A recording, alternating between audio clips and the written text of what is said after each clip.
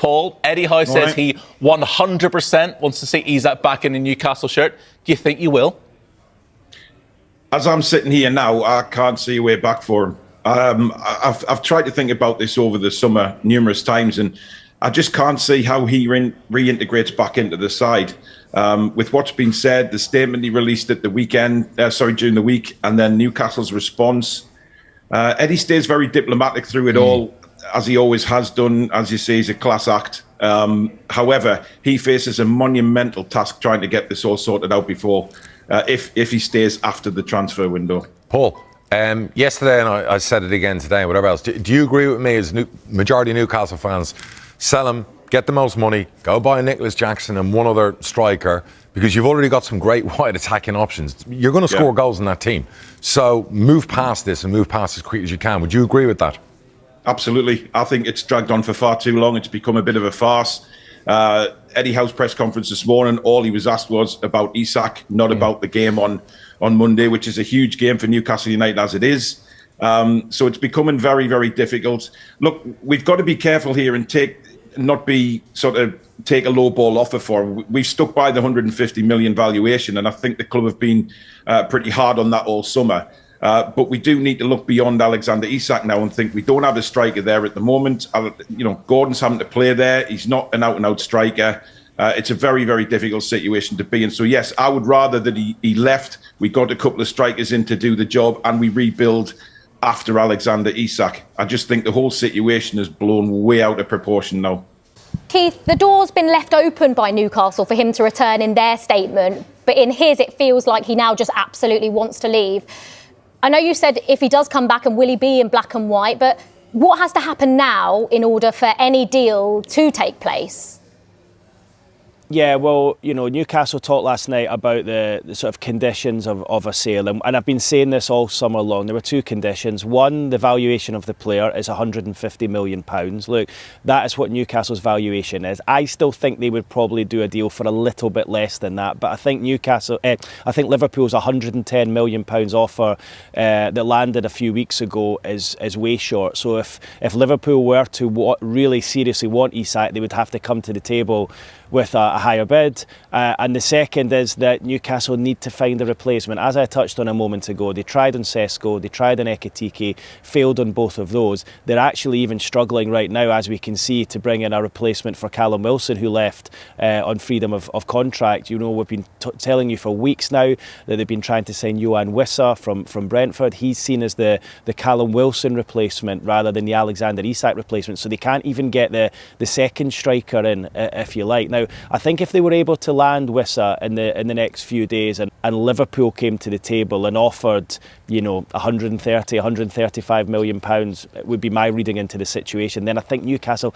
might have a little decision to make. If they're unable to bring in Wissa, then Isak will not be going anywhere, and that was essentially what they were saying in their statement last night. If they were able to find a gem from somewhere with less than 2 weeks of the window to go, bring that player in and bring in Wissa, and Liverpool came to the table with a significantly higher bid, then I think Alexander Isak would be allowed to go. I think there's been a lot of people saying throughout this summer that Isak is not for sale. He's not for sale in that Newcastle don't want to lose him, but they were aware that he was unhappy. They're aware he was agitating to leave. They have tried to facilitate that, but the options for them in this window for a striker have been few and far between. And the two big name strikers they have gone for, Ekitike and Sesko, they have lost out on at the bitter end of tense negotiations. So Isak's on strike. The club, him and the club have made completely different statements, but ultimately the biggest factor here is, surely, are Liverpool going to match what Newcastle want for Alexander Isak in this window? I cannot see Liverpool spending £150 million on a player. Liverpool are a very, very rich club. They're very, very well run. But in this day and age, I'd find it hard to think any Premier League club would spend £150 million on a player, no matter how good that player is. I think Isak has got a problem now because time is running out. He obviously wants this move to Liverpool, but it's not going to happen unless Newcastle find a replacement, at least one replacement, and unless Liverpool come back in and make a higher offer. I'm very interested to see what happens next Tuesday. Now, the reason I say that is because on Monday, the two sides are playing each other. So if you're a conspiracy theorist, maybe you're thinking the two sides are waiting for this game to be out of the way, and then Liverpool will re-engage with Newcastle. Like 150 million is a lot of money for Isak. But do you think they do need another number 9? But should they be spending 150 million on another number 9 when they've got Ekitike? Well, they've lost quite a few forward players. So I think to add Isak to it makes sense. I think it's clear that Isak and Ekitike could play together. And funnily enough, you see him playing as on solo really for Newcastle, but he plays in a 2 with Gyökeres for Sweden.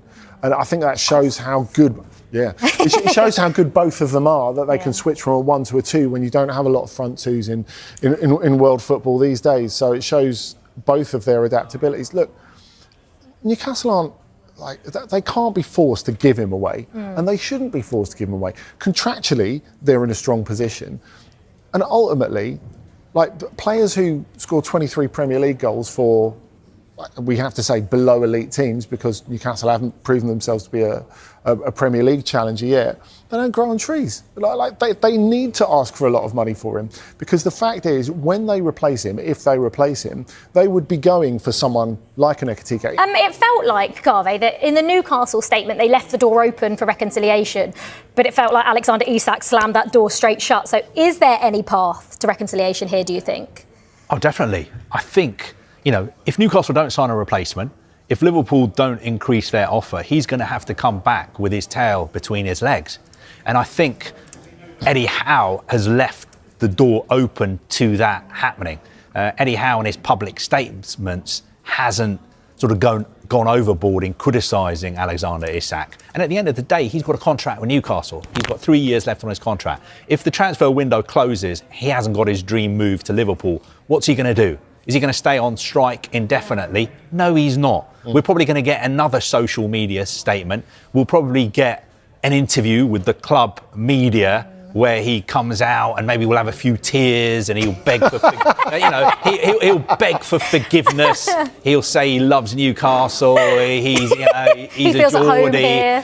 He's been misunderstood. He was badly advised. Oh, this is going on Hollywood. He'll change agents. Yeah. I can see him signing a new contract, because this all started with a disagreement about the fact that he thought he was promised a new contract and he didn't get that new contract. So who knows? If the window closes, we've seen stranger things happen in the transfer market. Liverpool are now in the final stages of completing a deal to sign Mark Guéhi from Crystal Palace, as talks between the two clubs have advanced significantly in recent days. The 24-year-old England international has been high on Liverpool's priority list this summer, and negotiations have now reached a point where both parties are optimistic about concluding the transfer before the window closes.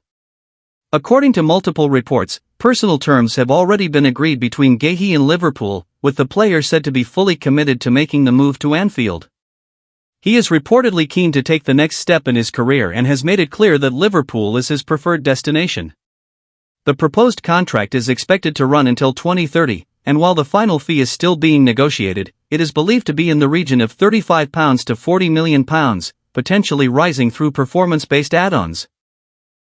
From Crystal Palace's perspective, the deal makes financial sense, as Guéhi is now entering the final year of his contract and has shown no intention of signing a new one. Club chairman Steve Parish is understood to be open to selling the defender now rather than risk losing him for free next summer.